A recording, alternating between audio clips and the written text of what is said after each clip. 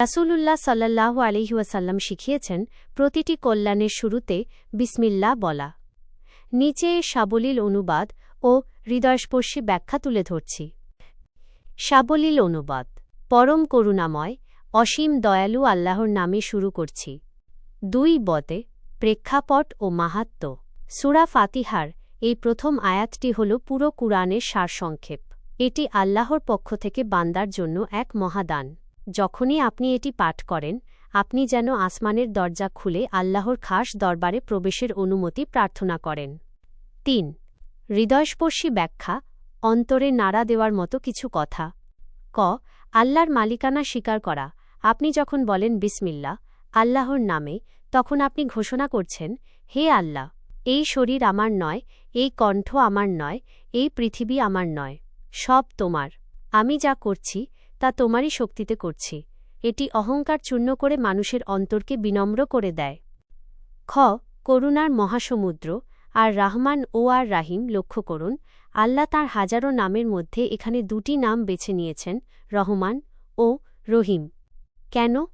আর রাহমান, তিনি সেই সত্তা যার দয়া সৃষ্টির সবার জন্য। যে তাঁকে মানে তাঁর জন্য দয়া, যে মানে না তাঁর জন্য দয়া। তিনি কাফিরকে রিজিক দেন, পাপীকে নিঃশ্বাস নিতে দেন। তাঁর করুণা বৃষ্টির মতো সবার ওপর বর্ষিত হয়। আর রাহিম, তিনি সেই সত্তা যিনি কেবল তাঁর মুমিন বান্দাদের জন্য পরকালে বিশেষ দয়া জমিয়ে রেখেছেন। গ একাকিত্বের অবসান। মানুষ যখন নিরাশ হয়ে যায়, যখন কেউ পাশে থাকে না, তখন বিসমিল্লাহ তাকে মনে করিয়ে দেয়, তুমি একা নও।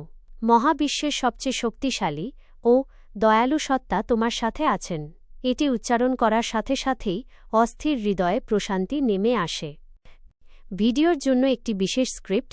ইউটিউবের জন্য আপনি যদি ভিডিও শুরু করেন, তবে এভাবে বলতে পারেন।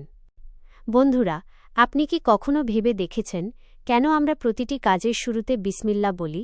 এটি কেবল একটি বাক্য নয়, এটি স্রষ্টার সাথে সৃষ্টির এক অদৃশ্য মিলনসূত্র। আপনি যখন বলছেন বিসমিল্লাহির রহমানির রাহিম, তখন আপনি সেই প্রভুর নাম নিচ্ছেন, যিনি আপনাকে মায়ের কোল থেকে শুরু করে আজ পর্যন্ত কোটি কোটি বার ক্ষমা করেছেন।